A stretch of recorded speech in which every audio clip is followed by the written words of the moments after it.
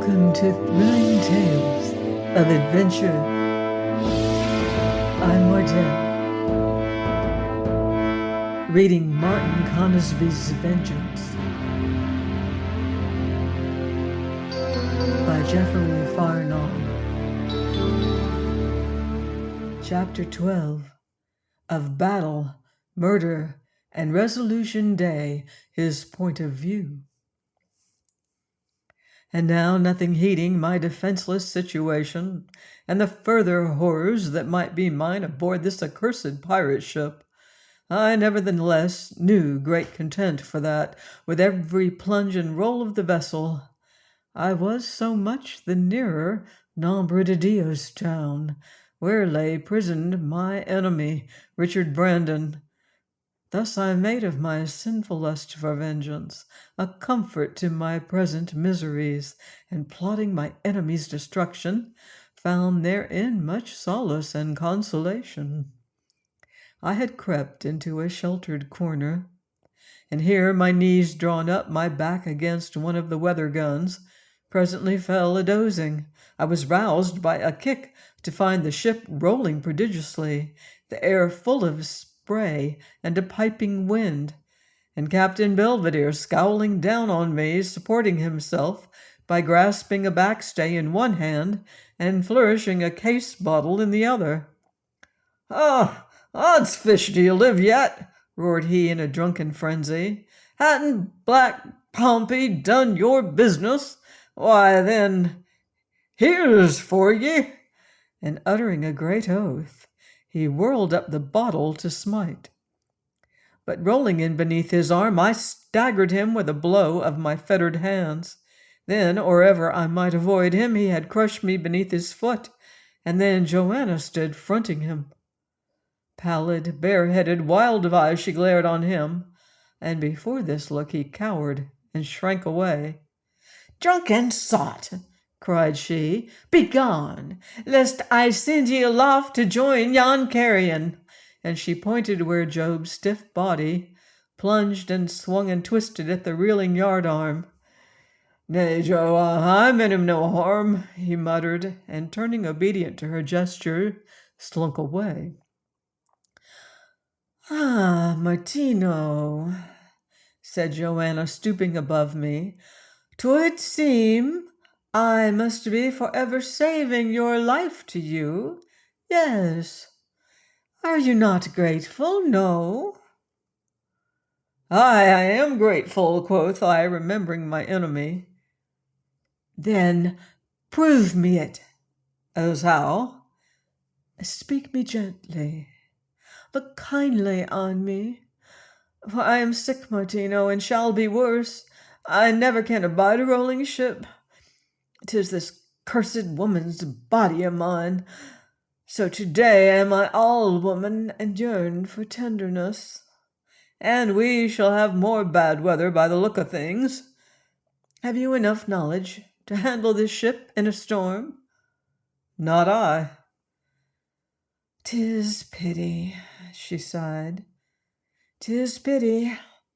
I would hang Belvedere and make you captain in his room. He wearies me, and would kill me were he man enough." "Oh, Mother of Heaven, what a sea!" she cried, clinging to me as a great wave broke forward, filling the air with hissing spray. "Aid me aft, Martino." Hereupon, seeing her so haggard and faint, and the decks deserted save for the watch, I did as she bade me, as well as I might by reason of my fetters and the uneasy motion of the ship, and at last, and no small labor, I brought her into the great cabin or roundhouse under the poop. And now she would have me bide and talk with her a while, but this I would no means do. "And why not, Martino?" she questioned in soft wheedling fashion. "Am I so hateful to you yet? Wherefore go?" "Because I'd rather lie in my fetters out yonder at the mercy of wind and wave," said I. Now at this she fell to sudden weeping, and as suddenly to reviling me with bitter curses. Go then, cried she, striking at me in her fury. Keep your chains. I will give ye to the mercy of this rabble crew. Leave me. The which I forthwith did, and finding me a sheltered corner, cast myself down there, and fell to hearkening the rush of the wind, and to watching the awful might of the racing foam-capped billows, and beholding these manifestations of God's majesty and infinite power. Of what must I be thinking? But my own small desires and unworthy schemes of vengeance, and bethinking me of Don Federigo, and him governor of Nombre de Dios, I began planning how I might use him to my purpose. My mind full of this, I presently espied the mate, Resolution Day, his laced hat and noble periwig replaced by a close-fitting seaman's bonnet, making his way across the heaving deck as only a seaman might, and despite his limp, and as he drew nearer I hailed and beckoned him. "Aha, and are ye there, camerado?" said he. "'Tis well, for I'm a-seeking ye." "Tell me, Resolution, when shall we sight Nombre de Dios?" "Why, look now, if this wind holdeth fair, we should fetch up with some 5 days or thereabouts." "Don Federigo is the governor of the town, I think." "Verily, and so he is, and what then?" "Where lieth he now?" "Safe, friend, and secure. You may lay to that, brother." "Could you but get me speech with him?" "Not by no manner of means whatsoever, amigo." "And the reason why?" "It being agin her orders." "Is he well?" "Well-ish, brother. Fairly bobbish, all things considered, mate, though not such a hell-fire roaring lad of metal as yourself, comrade. David slew Goliath of Gath with pebble, and you broke Black Pompey's back with your naked hands. Here's a thing as liketh me mighty well. Wherefore I grieve to find ye such an everlasting fool, brother." "How so, Resolution?" "When eyes look sweetness, why scowl? When lips woo kisses, wherefore take a blow instead? When comfort and all manner of delights be offered, why choose misery forward and the bloody rogues o'er forecastle? For 'tis theirs you be going, mate, aye, verily." Here he set a silver whistle to his mouth, and blew a shrill blast, at which signal came 2 fellows who, at his command, dragged me to my feet, and so away forward. Thus, true to her word, Joanna banished me from the gilded luxury of cabin and roundhouse, and gave me up to the rogues forward, a wild and lawless company of divers races and conditions, so that they seemed the very scum of the world, and yet here, in this reeking forecastle, each and every one of them my master. Nor can any words of mine justly paint the wild riot and brutal license of this crowded 'tween-deck, foul with the reek of tobacco and 1,000 worse savors, its tiers on tiers of dark and noisome berths, where men snored or thrust forth shaggy heads to rave at and curse each other, its blotched and narrow table amidships, its rows of battered sea-chests, its loathsome floor, a place of never-ceasing stir and tumult, dim-lighted by sputtering lamps. My advent was hailed by an exultant roar, and they were all about me, an evil company in their rage and draggled finery. Here were faces scarred by battles and brutalized by their own misdeeds. This unlovely company now thrust upon me with pointing fingers, nudging elbows, scowls, and mocking laughter. "What now? Is he to us, then?" cried one. "Hath Jo sent us her plaything?" "Aye, lads, and verily," answered Resolution. "Here's him as she calleth Martineau. Here's him as outfought Pompey." "Aye, "Aye, remember Pompey," cried a bedizened rogue, pushing towards me hand on knife. "Why, truly, Thomas Ford, remember Pompey, but forget not Job, as died so sudden. In the midst of life he were in death, were Job. So hands off your knife, Thomas Ford. Captain Joe sendeth Martin for your sport, and what not, do you see? But when he dieth, 'tis herself will do the killing." Left alone and helpless in my fetters, I stood with bowed head, nothing heeding them for all their baiting of me. Whereupon the man, Ford, catching up a pipkin that chanced handy, cast upon me some vileness or other, the which was a signal for others to do likewise, so that I was soon miserably wet from head to foot, and this I endured without complaint. But now they betook them to tormenting me with all manner of missiles, joying to see me blench and stagger until stung to a frenzy of rage, and being within reach of the man Ford, my chiefest tormentor, I sprang upon him and fell to belaboring him heartily with the chain that swung between my wrists. But an unseen foot tripped me heavily, and ere I could struggle free, they were upon me. But now, as they kicked and trampled and buffeted me, I once again called upon God with a loud voice, and this was the manner of my supplication. "O God of justice, for the pains I now endure, give to me vengeance. Vengeance, O God, upon mine enemy." And hearing this passionate outcry, my tormentors presently drew away from me, staring on me where I lay, and muttering together like men greatly amazed, and left me in peace awhile. Very much might I tell of all I underwent at this time, of the shameful indignities, tricks, and deviltries of which I was victim, so that there were times when I cursed my Maker and all in this world, save only my miserable self, I that by reason of my hate and vengeful pursuit of my enemy had surely brought all these evils on my own head. Yet every shame I endured, every pain I suffered, did but nerve me anew to this long-sought vengeance on him that in my blind folly I cursed as the author of these my sufferings. But indeed, little gust have I to write of these things. Moreover, I began to fear that my narrative grow to inordinate length. So will I incontinent pass on to that time when came the quartermaster Dickon with resolution day to deliver me from my hateful prison. And joy unspeakable it was to breathe the sweet clean air, to hear the piping song of the wind and the hiss of the tumbling billows, to feel the lift and roll of the great ship as she plowed her course through seas blue as any sapphire.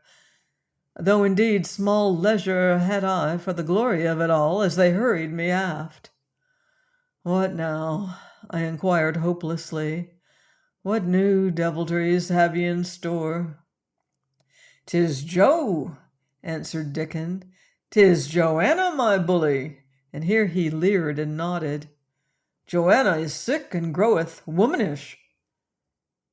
"And look ye now, friend," quoth Resolution, clapping me on the back, "you'll mind 'twas old Resolution as was your stay and comfort by means of a knife o' the matter of the heathen Pompey, comrade. You'll not forget old Resolution, shipmate." "And me," quoth Dickon, patting my other shoulder. "I stood your friend so much as I might, aye, did I." Thus talked they, first in one ear, then in the other, picturing to my imagination favors done me, real or imagined, until to hear them they might have been my guardian angels, while I went between them, silent and mighty sullen, casting about in my mind as to what all this should portend. So they brought me aft to that gilded cabin, the which gave upon the stern galley, and here, outstretched on downy cushions, and covered by a rich embroidery, lay Joanna. Perceiving me, she raised herself languidly, and motioned the others to be gone, whereupon they went out, closing the door, whereupon she spake, quick and passionate. I've sent for you because I am weak with my sickness, Martino, faint and very solitary. And must I weep, therefore? Said I, and glancing from her haggard face, I beheld a small ivory-hilted dagger on the table at her elbow. Oh, mercy of God, how the ship rolls, she moaned feebly, and then burst into cursings and passionate revilings of ship and wind and sea, until these futile ravings were hushed for lack of breath. Anon she fell to sighing, and with many wistful looks, but finding me all unheeding, fell foul of me therefore. Ha! Scowl, beast, scowl. This becomes thy surly visage. I shall not know thee else. Didst ever smile in all thy sullen days, or speak me gentle word or kindly? Never to me, oh, never to me. Will ye not spare a look? Will not speak? Have ye no word to my comfort? Why seek ye such of me? I demanded bitterly. I have endured much shame and evil at your will. Ah, fool, sighed she, had you but sent to me one word, and I had freed you ere this. And I have delivered you at last, because I am sick and weak, a woman and lonely. Why, there be rogues for you aplenty hereabouts, shall fit ye better than I. Ah, 'tis a foul tongue, yours, Martino. Why, then give me a boat, cast me adrift, and be done with me. Ah, no, I would you should not die yet. Mayhap you will torture me a little more first. 'Tis for you to choose. Oh, Martino, she cried, will you not be my friend, rather? Never in this world. At this and all at once she was weeping. Oh, but you were cruel, she sobbed, looking up at me through her tears. Have you no pity for one hath never known aught of true love or gentleness? Wilt not forget past scores and strive to love me? Some little, Martino? Now hearkening to her piteous accents, beholding her thus transfigured, her tear-wet eyes, the pitiful tremor of her vivid lips, and all the pleading humility of her, I was beyond all thought amazed. Surely, said I, surely you are the strangest woman God ever made. Why then, said she, smiling through her tears, since God made me, then surely, surely there is something in me worthy of your love. Love, quoth I, frowning and clenching my shackled hands. 'Tis an emptiness. I'm done with the folly henceforth.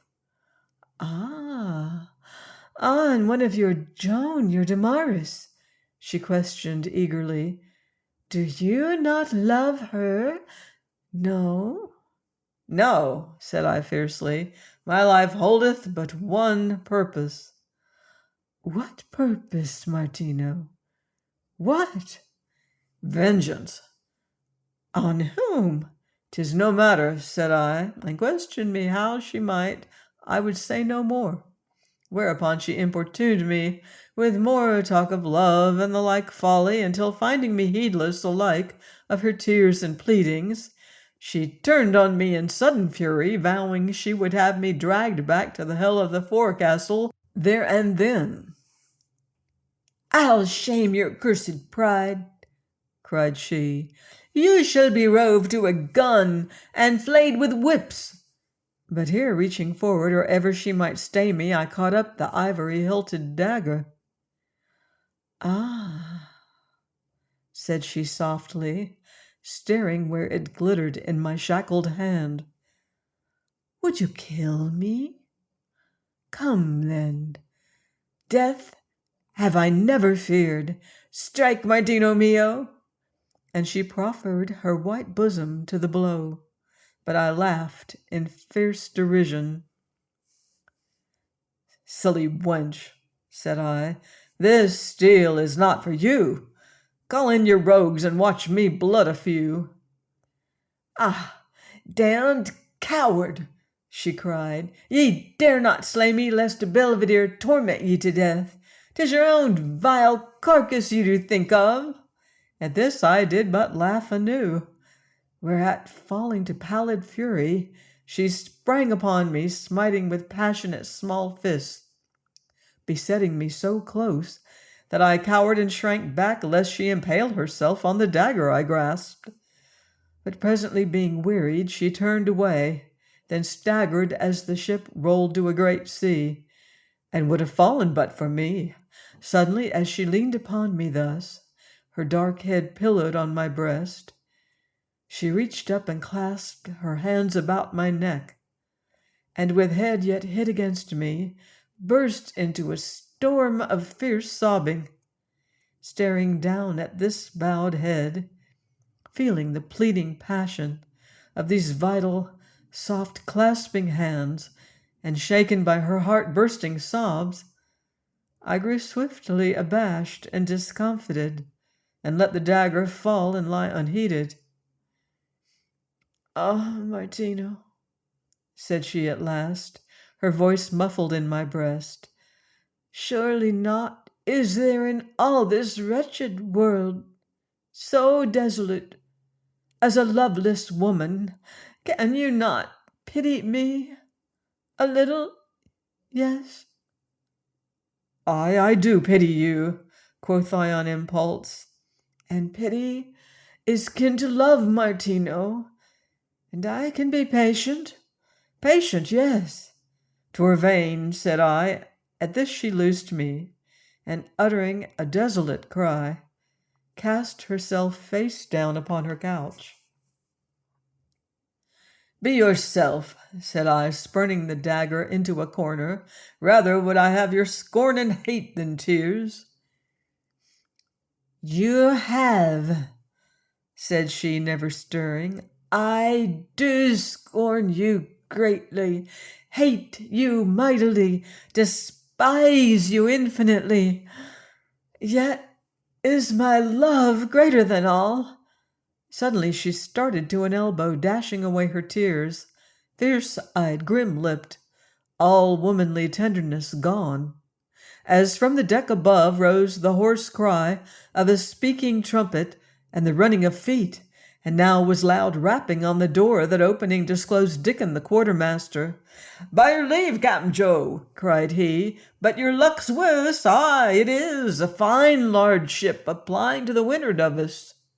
In a moment Joanna was on her feet, and casting a boat cloak about herself, hasted out of the cabin, bidding Dickon bring me along. The wind had fallen light through the seas, yet ran high, and now being come to the lofty poop, I might behold our crowded decks, where was mighty bustle and to-do, casting loose the guns, getting up shot and powder, a setting out of half-pike, swords, pistols, and the like, with a prodigious coming and going, a heaving and a yo-hoing with shouts and boisterous laughter, whiles ever and anon grimy hands pointed, and all heads were turned in the one direction, where far away, across the foam-flecked billows, was a speck that I knew for a vessel.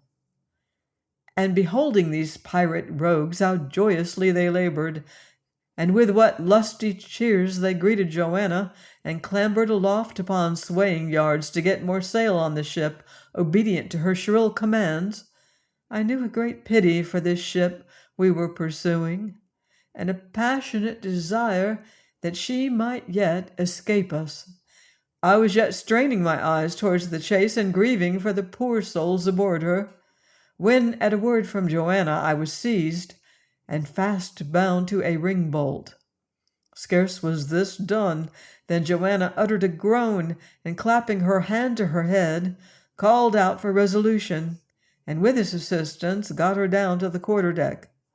By afternoon the sea was well nigh calm, and the chase so close that we might behold her plainly enough, and the people on her decks.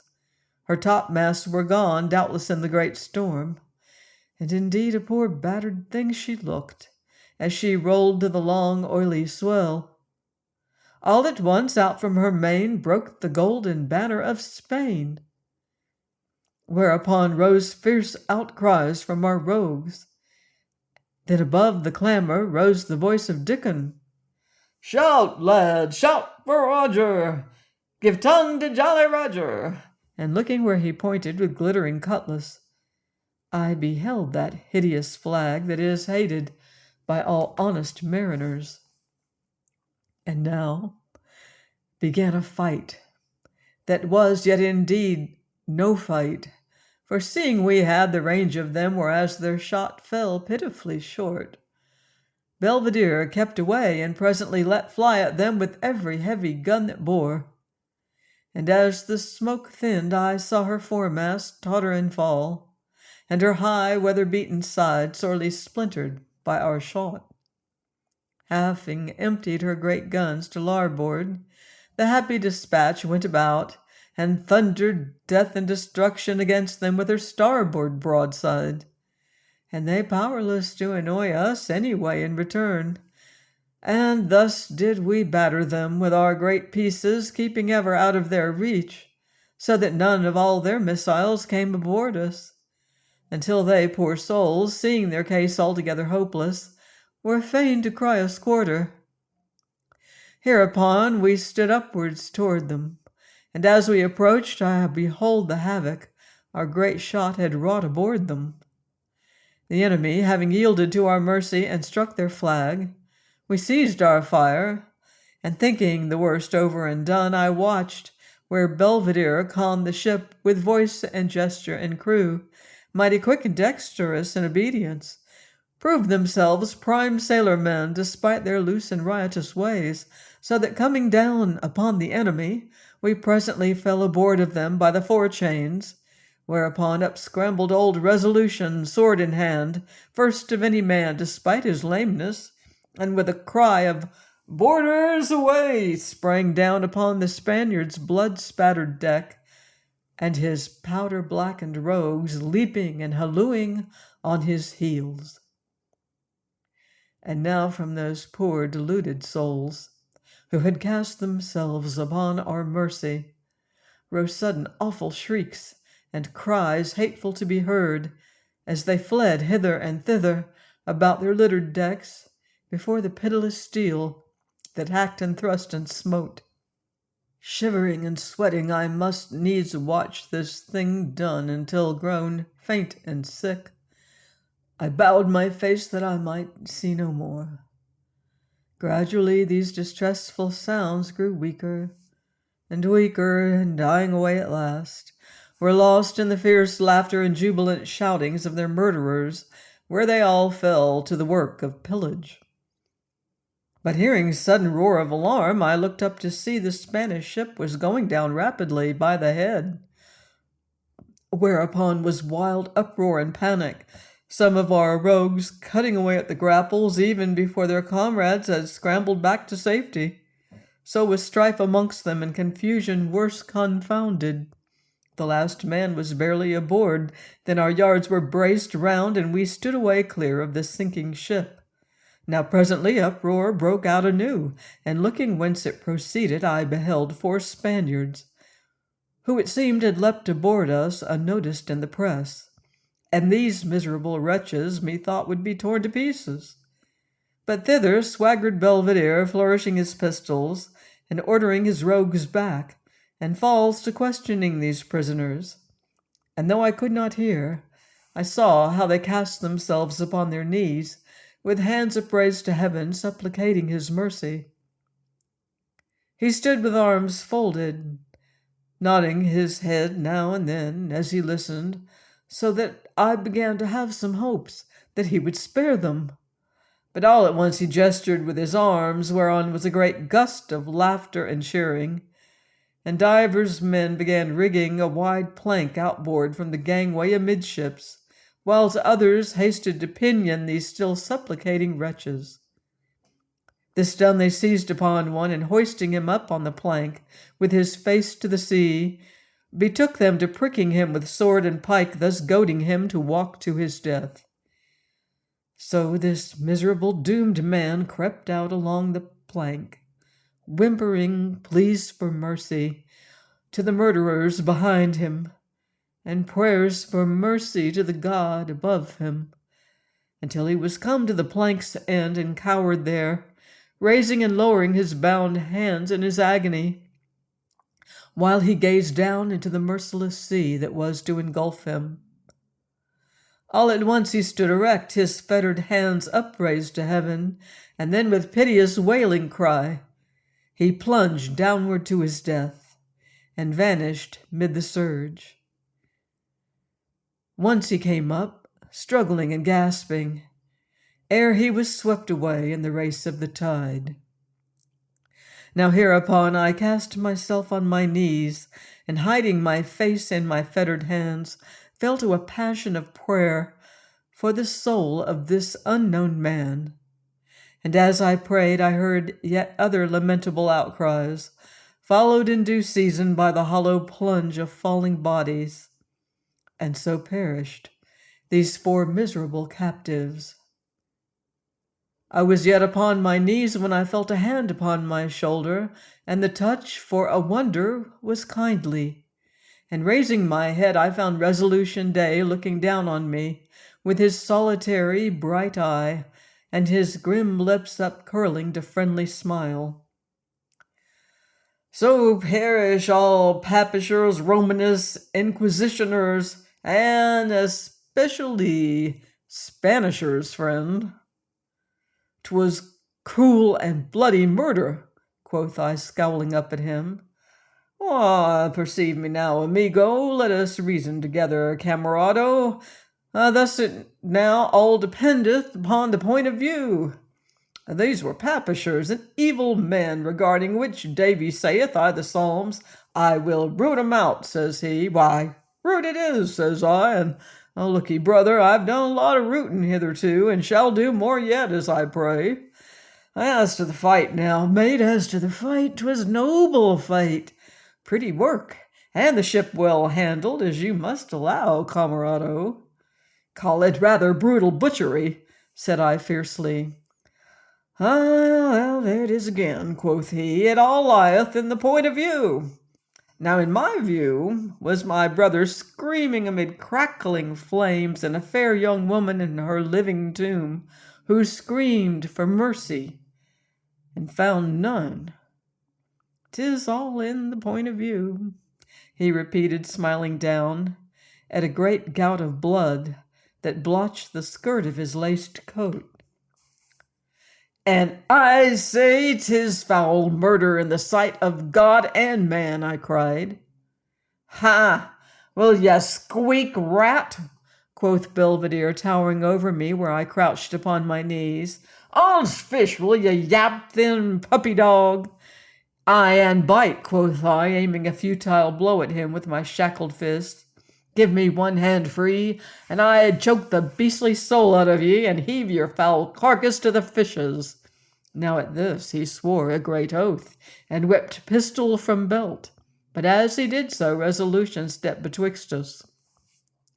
Put up, Belvedere, put up, said he in soothing tone. No shooting, stabbing, nor maiming, till she gives the word, cap'n. Curse her for a... Resolution's long arm shot out, and his knotted fingers plunged and buried themselves in Belvedere's bull throat, choking the word on his lips. Belay, cap'n. Avast, Belvedere. I am one as knew her when she was innocent child. So easy all's the word, Belvedere. Having said which, Resolution relaxed his grip, and Belvedere staggered back gasping, and with murder glaring in his eyes. But the left hand of Resolution Day was hidden in his great side pocket, whose suspicious bulge betrayed the weapon there, perceiving which, Belvedere, speaking no word, turned and swaggered away. Now, seating himself upon the gun beside me, Resolution drew forth from that same pocket his small Bible that fell open on his knee at an oft-studied chapter. Now, regarding "The point of view, friend," quoth he, "touching upon the death of the evildoers, of the blood of a righteous man's enemies. Hearken now to the words of Davy."